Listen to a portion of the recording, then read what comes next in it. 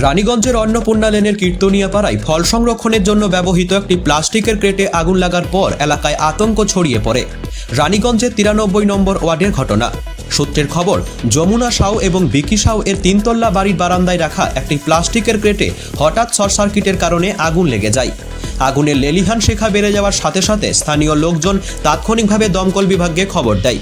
তবে দমকল বাহিনী আসার আগেই এলাকার মানুষ বিচক্ষণতা দেখিয়ে ছাদে রাখা জলের ট্যাঙ্ক থেকে জল ঢেলে আগুন নিয়ন্ত্রণে আনে।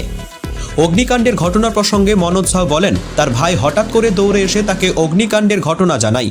এরপর সেখানে গিয়ে দেখে এবং মেন লাইন অফ করতে বলে। এরপর জল দিয়ে আগুন নেভানোর চেষ্টা করা হয়। তিনি জানান, শর্ট সার্কিটের ফলে এই অগ্নিকাণ্ডের ঘটনা ঘটেছে। हम घर में नीचे में हिसाब कर रहे थे, भाई आया एक दौड़ के बोला बच्चा लोग हटाओ, छत पे आग लगा है।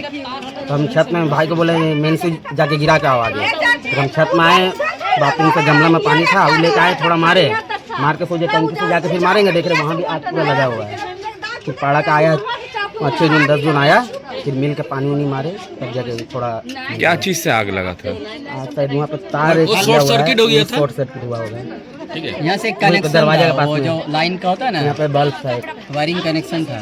शॉर्ट सर्किट से मतलब क्या था जो पूरा यहाँ जल पर गया? जाली था, क्रेट खाली जो आता है ना प्लास्टिक का कैरेट में, वही था रखा हुआ खाली। करीबन 200 जाली था। ये कहाँ पर ये हुआ था? ये हथिया ताला ये कितने पड़ा रानी। পাশাপাশি এই ঘটনা প্রসঙ্গে স্থানীয় এলাকাবাসীরা বলেন, প্রথমে ধোঁয়া দেখতে পাওয়া যায়, তারপর দাউ দাউ করে আগুন ধরে যায়। আমরা আগুন নেভানোর চেষ্টা করি এবং দমকলেও খবর দেওয়া হয়, কিন্তু রাস্তা ছোট হওয়ার কারণে দমকল পৌঁছাতে পারেননি। পাশাপাশি তিনি বলেন, আগামী দিনে কোনো বড় দুর্ঘটনা হলে দমকল যাতে পৌঁছাতে পারে সেই ব্যবস্থার জন্য প্রশাসনকে অনুরোধ জানায় তারা। আবার বলুন, সুরাহা করে পিছনে কোনো রাস্তা না কি এখানে কি হয়েছিল? এখানে আমরা আসে প্রথমে দেখি আগুন ধোঁয়া আসছে, ধোঁয়া মারতে মারতে দেখলাম বহু আগুন লেগে গেল। আগুন লেগে গিয়ে পর আমাকে বললো যে ফায়ারের খবর দাও, ইলেকট্রিক সাপ্লাই। আমি গিয়ে ইলেকট্রিক সাপ্লাই খবর দিয়ে ট্রান্সফর্মার বন্ধ করে দিই। এসে দেখছি কিছু ছেলেরা ওরা উপর আগুনটা নেমাচ্ছে। তো ফায়ার ব্রিগেড যখন খবর দিচ্ছে, ফায়ার ব্রিগেড গাড়ি ঢোকার কোনো রাস্তা নেই। মানে কি করে আগুন লেগেছিল? সেটা শর্ট সার্কিট হয়ে যেত বাড়ির মধ্যে।